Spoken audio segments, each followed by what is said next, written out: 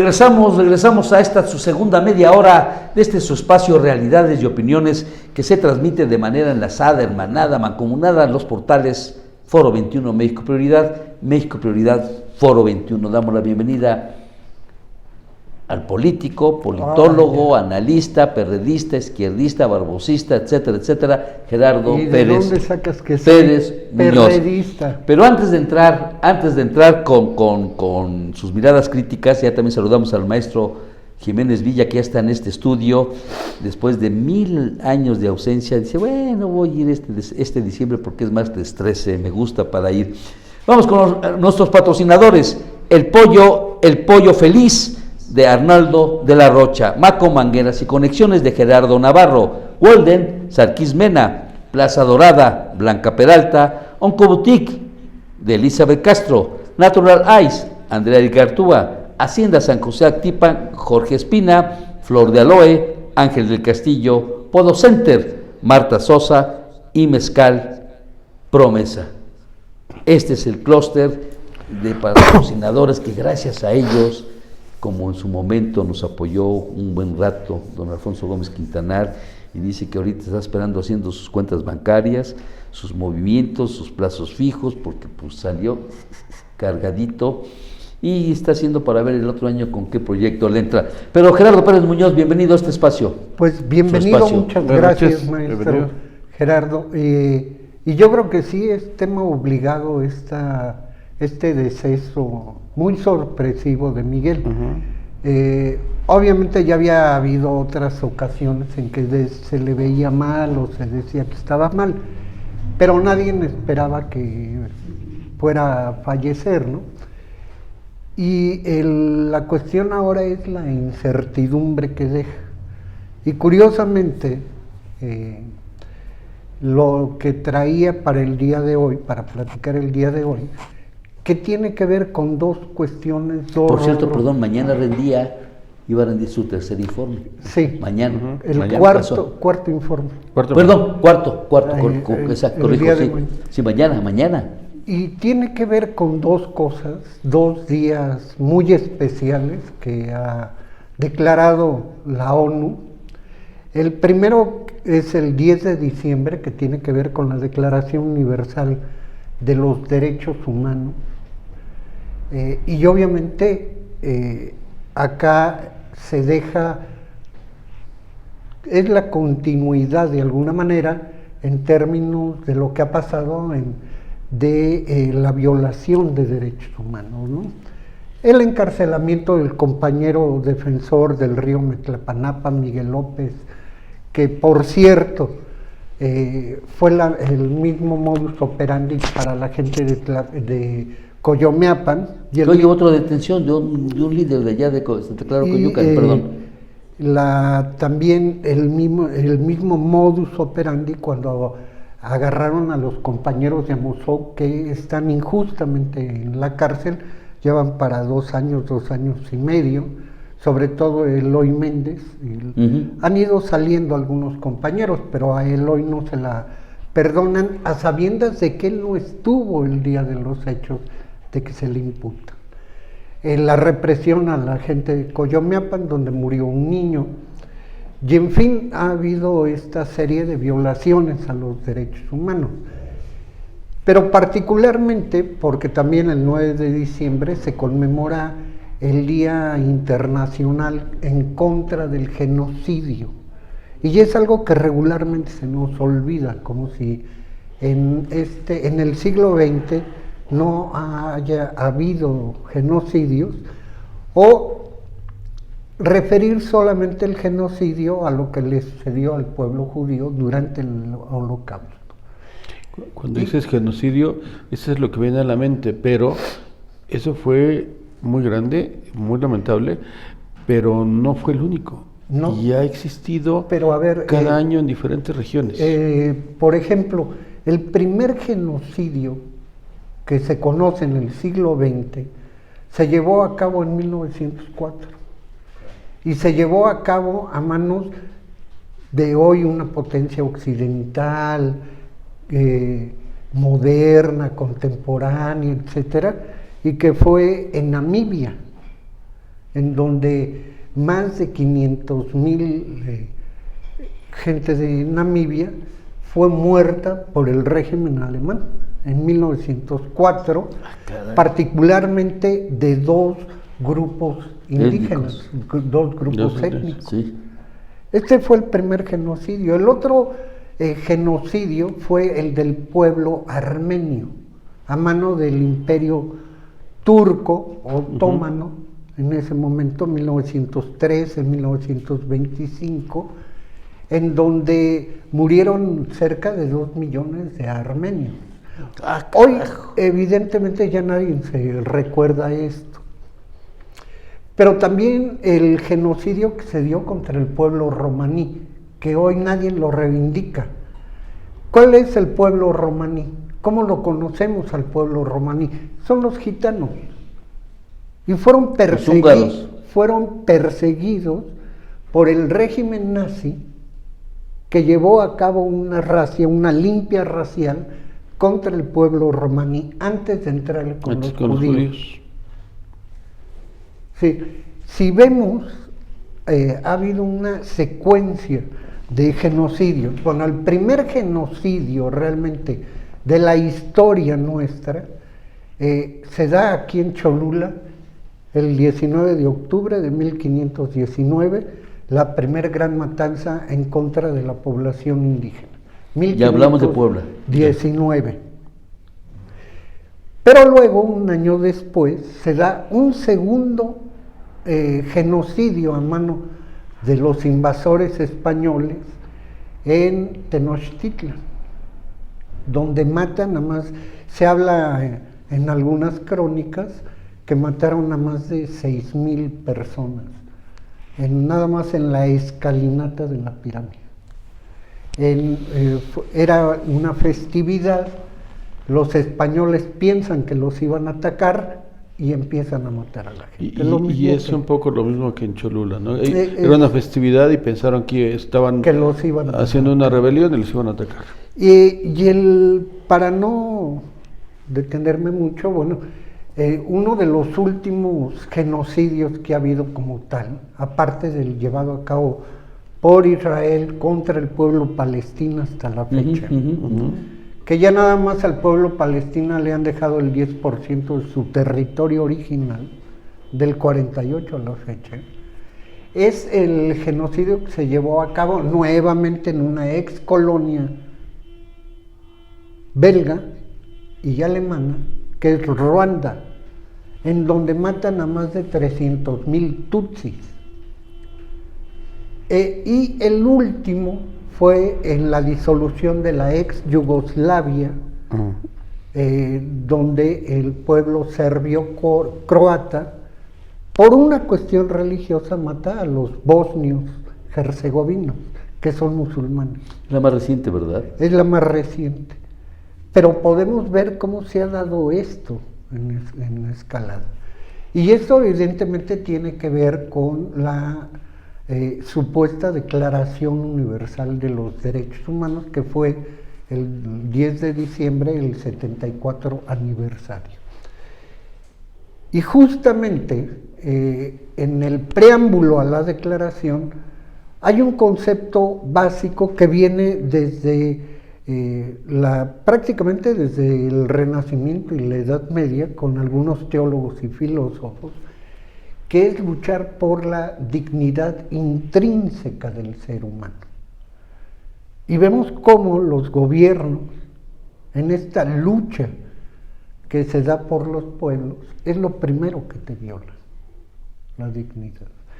Y en México tenemos, desde el 2016 a la fecha, 108,000, dicho por el Comisionado de Derechos Humanos de Naciones Unidas, 108,000 desaparecidos. Sí. Nada más 26,000 en el régimen de Andrés Manuel, para que no se le cargue. Pero previamente a eso... Sí, de Peña Nieto y Andrés Manuel López Obrador. No, de Calderón. ¿Es de Calderón? De Calderón. Ahí inicia la... Y lo que hay más de 3,500... No, pero en 2016, ¿quién era el presidente de México? No, 2006. Ah, perdón, yo entendí 2016. No, 2016. Ok, 2006. Entonces, de 3 gobiernos. Calderón, Peña y Sí, López pero Obrador. antes hay 3.500 personas desaparecidas por la guerra sucia. 3.000, sobre todo jóvenes.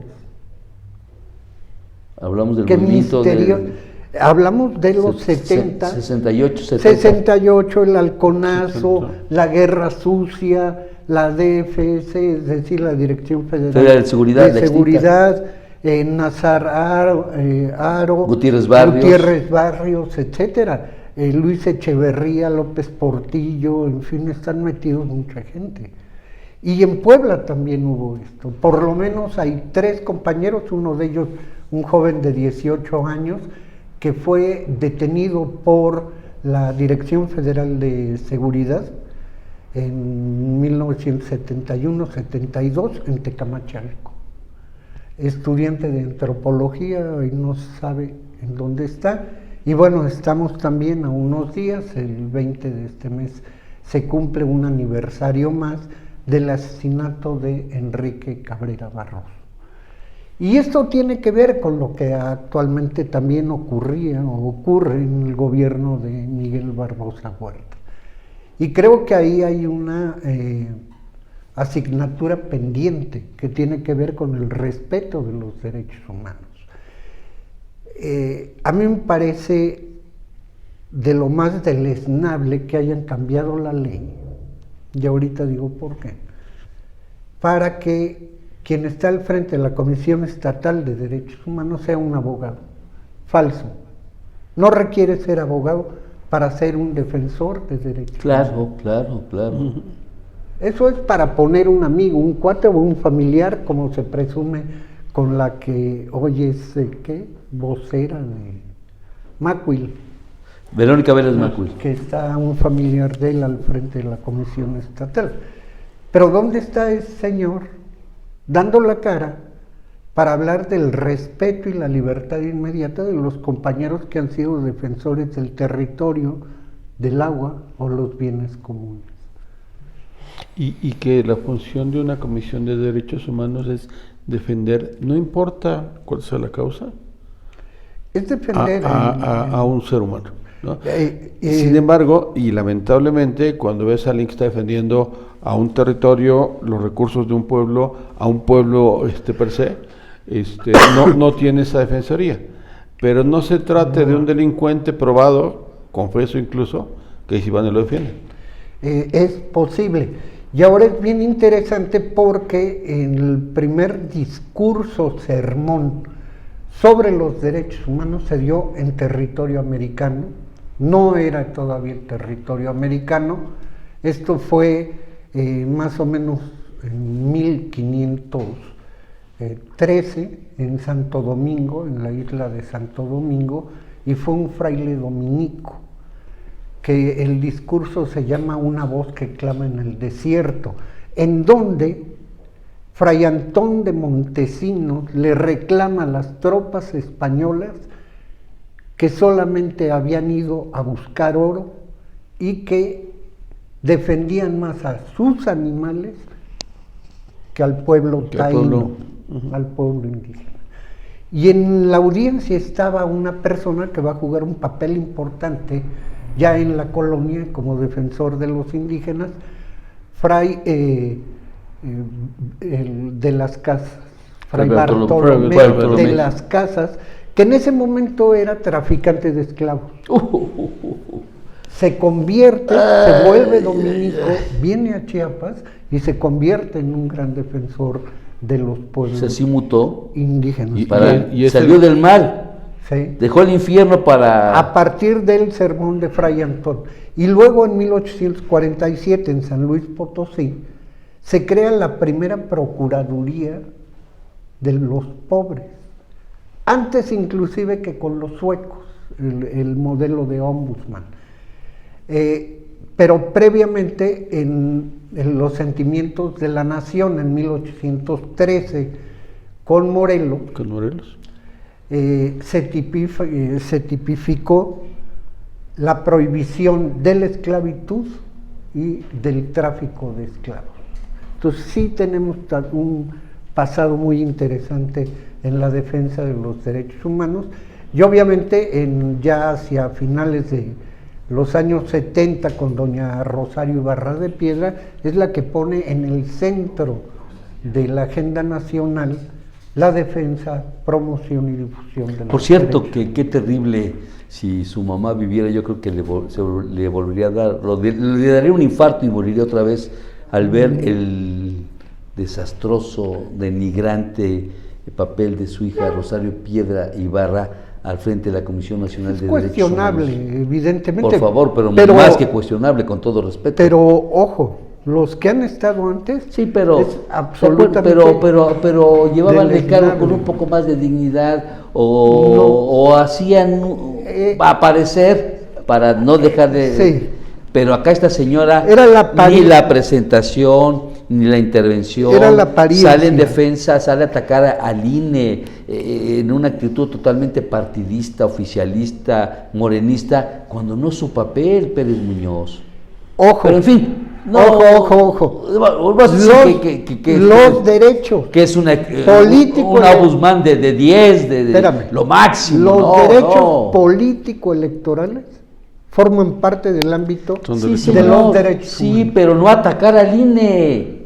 Por favor, para eso están los partidos políticos, para eso están los jilgueros Pero a ver, obradoristas, yo no te he y no una ahorita titular de los derechos humanos que ante tantos asesinatos, ante tantas ejecuciones, ante tanta barbarie que vive el país, salga hay una oportunidad Yo ahora creo que con este fallecimiento de Miguel para renovar la vida política poblana. Sí, eso, regresamos al tema local. No, claro, usted puso lo de está, los derechos humanos, estoy totalmente de acuerdo. Y nada con lo más que un puso. dato, que ahí está, solo con Moreno Valle fueron apresados, procesados, perseguidos, más de 361 compañeras y compañeros. Está totalmente, o sea, no podemos defender lo indefendible. No. Acá lo que estamos poniendo en la mesa es la actuación de la titular nacional de derechos humanos. Y yo no haría el expectativas. titular estatal.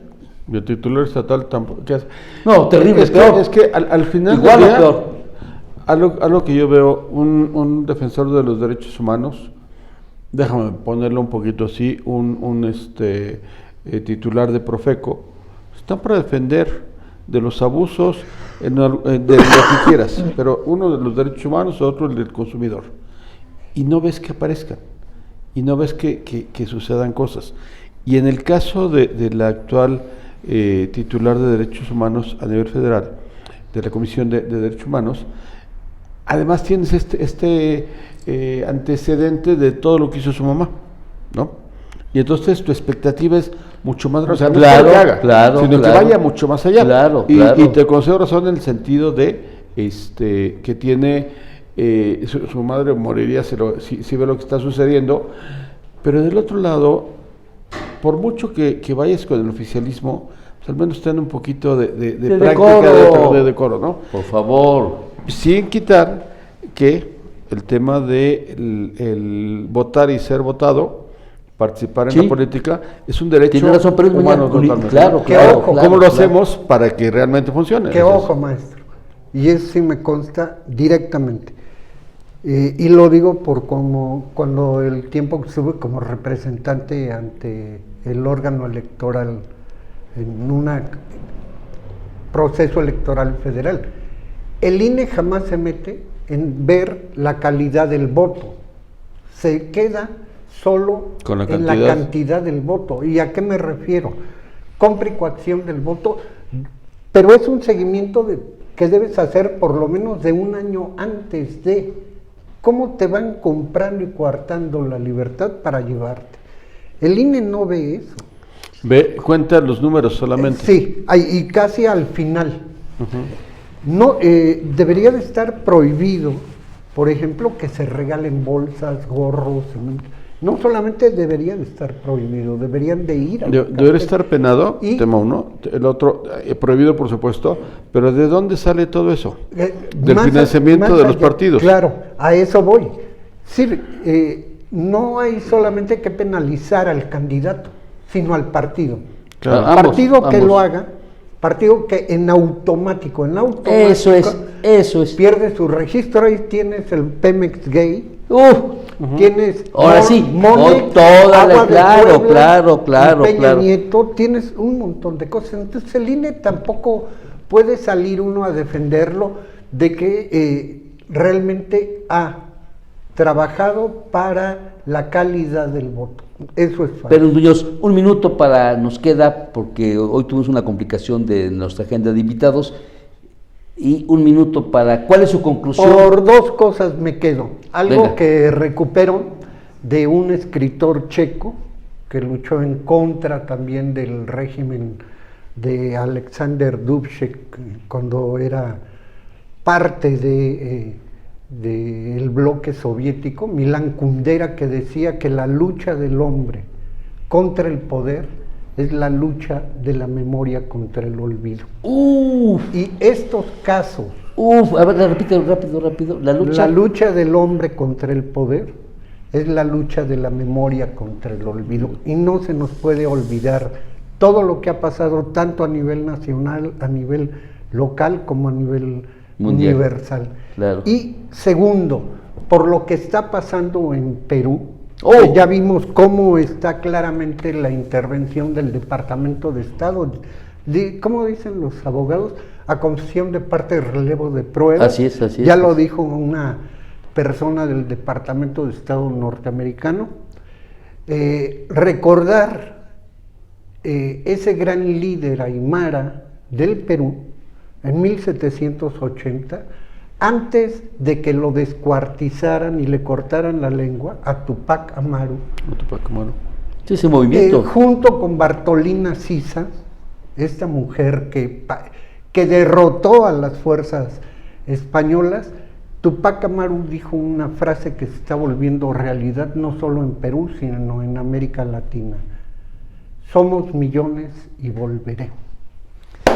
Con eso nos quedamos, déjeme ir a corte, porque ya está Jiménez Villa, que se lo carga la tía de las chamacas, aunque hoy recibió una sopa de su propio chocolate, porque Pérez Muñoz, como Jiménez Villa, si algo saben es de la historia, de la filosofía y de la vida. Regresamos. Y de la astronomía. Además, dejen la foto.